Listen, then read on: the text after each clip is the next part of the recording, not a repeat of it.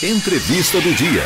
E o Pantanal está pegando fogo, pessoal. Já foram 400 mil hectares do bioma levados pelas chamas. Isso corresponde a 2 vezes o tamanho da cidade de São Paulo. Na atuação nesse enfrentamento, é claro, o Corpo de Bombeiros de Mato Grosso do Sul. E para detalhar as ações, está aqui comigo a Tenente Coronel da Corporação, Tatiane Dias de Oliveira. Coronel, seja bem-vinda. Bom dia para a senhora, tudo bem? Bom dia, Rodrigão, obrigada. Bom dia a todos que estão ouvindo a gente aqui pela Bom, rádio. para começar, a gente está ao vivo para todo o estado, Coronel. E como que está sendo esse enfrentamento? Quantos militares hoje estão lá no Pantanal? Hoje, Rodrigão, nós estamos com mais de 100 combatentes distribuídos no Pantanal. Então, são militares do Corpo de Bombeiros, temos fuzileiros navais, brigadistas do Preve Fogo, Exército Brasileiro.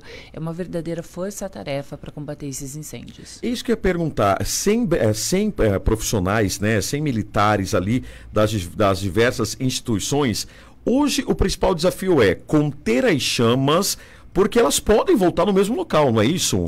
Sim, nós temos essa característica no Pantanal. Então, aquela área que já foi queimada, ela pode incendiar novamente devido a essas características, né? O acúmulo dessa biomassa, o solo de turfa. Então, são situações bem adversas que a gente está enfrentando no Pantanal. A senhora fica aqui em Campo Grande. Na verdade, a gente percorre o estado todo, porque a Operação Pantanal ela atende todo o estado de Mato Grosso do Sul, nos 3 biomas, Cerrado e Mata Atlântica. A gente tem muitos incêndios nos outros biomas. Acontece que a facilidade de levar recursos e estruturas para as outras partes do estado faz com que os incêndios não progridam como progride no Pantanal. E aí, eu sempre tive essa curiosidade, quando a gente fala na atuação do Corpo de Bombeiros, eu acho que é um trabalho muito árduo, né? Porque a gente vê as imagens distantes, a gente vê aqui, por exemplo, na televisão, pela internet, mas o bombeiro que está lá, ele está enfrentando qual temperatura? Rodrigão, eu costumo falar assim, para você ter uma noção de como que a gente enfrenta temperaturas de 46 graus Celsius, velocidade do vento, aí fala, mas está ventando, então refresca. Liga um secador de cabelo na potência máxima e coloca no rosto. É mais ou menos isso, talvez um pouco pior, as condições de combate que a gente encontra no Pantanal. E fora a umidade relativa do ar extremamente baixa. Então são condições muito críticas para o combate. Entre 11 horas da manhã e 15 horas da tarde, né, às 15 horas, são os horários mais críticos. Então, chega a ser desumano um combatente enfrentando os incêndios florestais no Pantanal. Por isso, as nossas técnicas, boa parte do nosso combate é feito noturno. É isso que eu ia perguntar também. Quando chega, por exemplo, o anoitecer no Pantanal, os trabalhos continuam ou cessam os trabalhos? Boa parte deles são feitos à noite. À noite, né? Então, outras regiões do Brasil, por doutrina de combate a incêndio florestal, eles nem combatem à noite. Mas aqui é o melhor horário. Porque não tem vento? O vento diminui porque a umidade aumenta um pouco, diminui principalmente a temperatura. Então, isso faz muita diferença e isso leva o incêndio a progredir de maneira mais lenta. Então, fica mais fácil para a gente combater diretamente. Porque mesmo, por exemplo, a gente tem aeronaves de combate a incêndio, né? Os air tractors. Mas eles não podem simplesmente ir lá e jogar água, né? Que a gente chama de alijar. Porque eu preciso de combatentes diretamente enfrentando fogo. Porque esse alijamento de água, ele vai só resfriar aquela linha de fogo para a gente fazer o combate direto. E quando aparece um animal, por exemplo, um jacaré, uma cobra, porque ali, ó, eu fico imaginando as adversidades, né? Porque a gente tá falando do fogo, é o primeiro momento. Agora, o Pantanal tem onça, tem capivara, tem anta, tem outros animais. Quando se encontram os animais ali, como que funciona o trabalho dos bombeiros? É um perigo real. Então, a própria profissão já é claro que a gente corre riscos mais do que as pessoas que não têm esse enfrentamento. E é comum, viu, Rodrigão, a gente encontrar cobras, os jacarés mesmo, animais fugindo dos incêndios. Hoje, aqui no estado, a gente tem um grupo técnico, né, de resgate de animais, que é o GRETAP. Ele já está atuando junto com a gente. Ele é uma iniciativa voluntária, mas já foi recepcionado e organizado pelo próprio Estado. Então, eles vão junto com a gente nessas ações do combate a incêndio florestal. E fazem resgate, fazem manejo dos animais silvestres. Então, eles dão esse suporte para a fauna também. Porque a gente pensa em incêndio florestal atingindo a flora. Ok, é uma perda muito grande, mas a fauna, ela quando atingida, ela tem um tempo de recuperação muito mais lento do que a própria flora. Bom, e eu fico imaginando, esses 100 militares que estão lá no Pantanal, há um rodízio, porque eu imagino que tem a exaustão, o cansaço, há um rodízio entre esses profissionais. Nós estamos já há 80 dias de Operação Pantanal. 80 dias? Nós iniciamos no dia 2 de abril, fazendo prevenção, preparando. Esse ano, nós instalamos 13 bases avançadas só no bioma Pantanal, fora nos outros biomas, porque nós já tínhamos os estudos, os modelos climáticos para 2024, então nós fizemos diferente e já obtivemos resultados positivos. E essa troca desses combatentes pelo Corpo de Bombeiros é feita a cada 15 dias, né?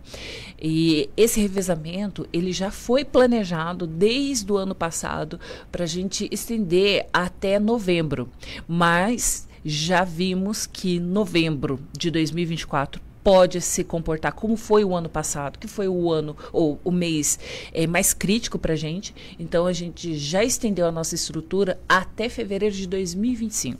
Tenente, um outro questionamento que eu faço é o seguinte: muita gente mora também, né, dentro ali nas regiões de difícil acesso do Pantanal, e muita gente que, por exemplo, não tem como pedir um socorro ligando para o 193. Como que é feito esse trabalho do Corpo de Bombeiros, os ribeirinhos? Porque quando o fogo chega, né, ele não pede licença, né? Ele vai com tudo.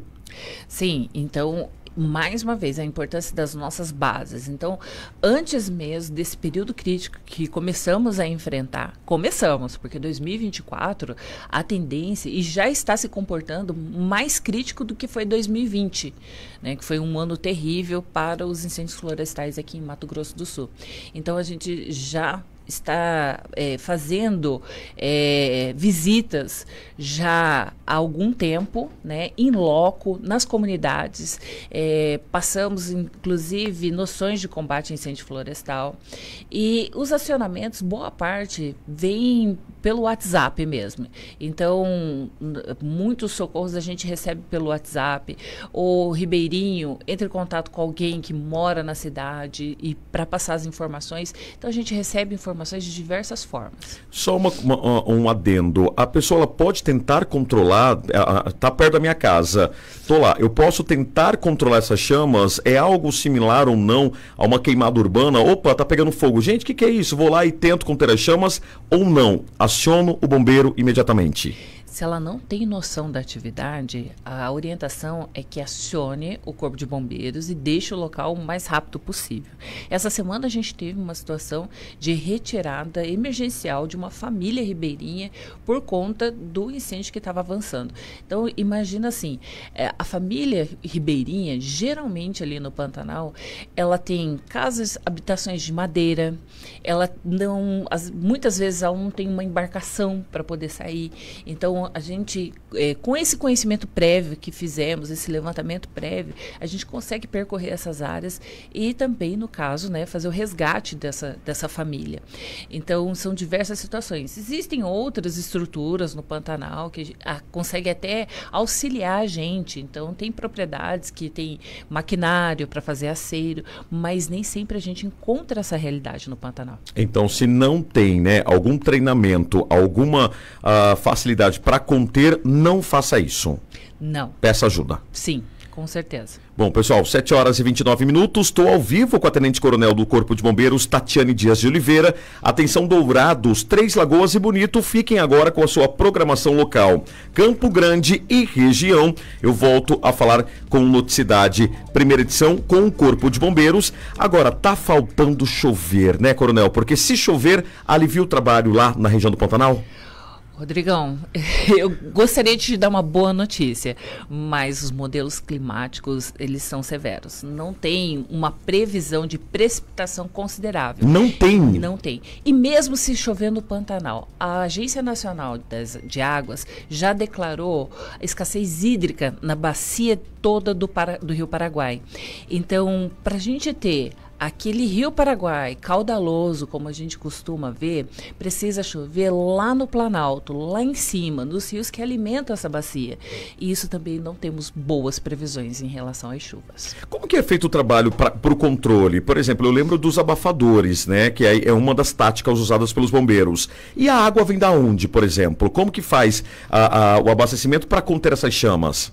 Rodrigão, hoje o incêndio florestal ele é combatido de uma maneira bem diferente de, por exemplo, 5 anos atrás aqui em Mato Grosso do Sul. Nós agregamos muita tecnologia, equipamentos de ponta. Então hoje as nossas guarnições saem inclusive com drones para poder ter uma visão melhor e saber onde melhor combater aquele incêndio. E não só abafadores, usamos bombas costais, temos kit picapes que levamos em cima das caminhonetes, então sopro-varredores que dão muito mais potência, aquilo que o abafador executava. Temos abafadores também, mas hoje a tecnologia empregada nessa atividade é muito maior. Então, não só a gente faz o monitoramento aqui em Campo Grande, na sala de situação, a gente já sai com uma dinâmica, inclusive de acesso, porque o Pantanal é de difícil acesso. Então, todas essas informações são passadas para essa guarnição antes mesmo de eles irem a campo. Então, com aplicativos de navegação, porque o Pantanal é um bioma à parte. É um bioma à parte, pessoal.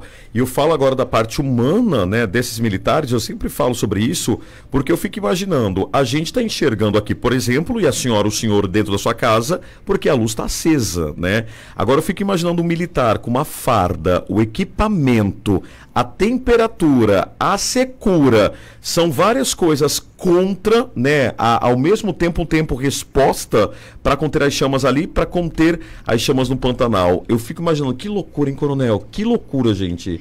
Justamente, Rodrigão. É uma atividade muito específica. O combatente ele tem que estar treinado para isso, ele tem que estar condicionado para isso, porque é muito difícil. Para você ter uma ideia, uma progressão no terreno hoje, porque boas parte desse terreno é alagado. Então você está com um incêndio na vegetação de superfície e você está com água no joelho. Então a gente teve progressão aí de 2 quilômetros levar 4 horas. 6 horas para ser percorrido, porque o combatente, ele, como você disse, ele vai com equipamento, ele vai nesse ambiente inóspito, né? Sim. Alagado, e com o seu material para combater. Então é um peso a mais que ele vai ter que carregar. Bom, desejo toda sorte ao Corpo de Bombeiros de Mato Grosso do Sul, que o nosso Pantanal, né, sobreviva, pessoal, porque de fato ali, 2 vezes o tamanho da cidade de São Paulo já foram devastados aí pelas chamas e é algo absurdo. As queimadas controladas estão proibidas em Mato Grosso do Sul até a 2ª ordem. Eu recebi aqui a Tenente-Coronel do Corpo de Bombeiros, Tatiane Dias de Oliveira. Coronel, obrigado, boa sorte, que é um trabalho intenso mesmo. E olha, Deus proteja todos vocês lá. São os anjos de farda, literalmente. Obrigada, Rodrigão. E eu quero mandar um abraço a todos que estão nos escutando e principalmente os combatentes que estão na linha de frente, estão se revezando, porque a missão vai ser árdua. E por mais que a gente tenha toda a estrutura, as nossas referências, por exemplo, são norte-americanas, a gente vê que os incêndios acontecem e são uma grave ameaça a todos. Bom, obrigado, viu? Um abraço ao pessoal do Corpo de Bombeiros.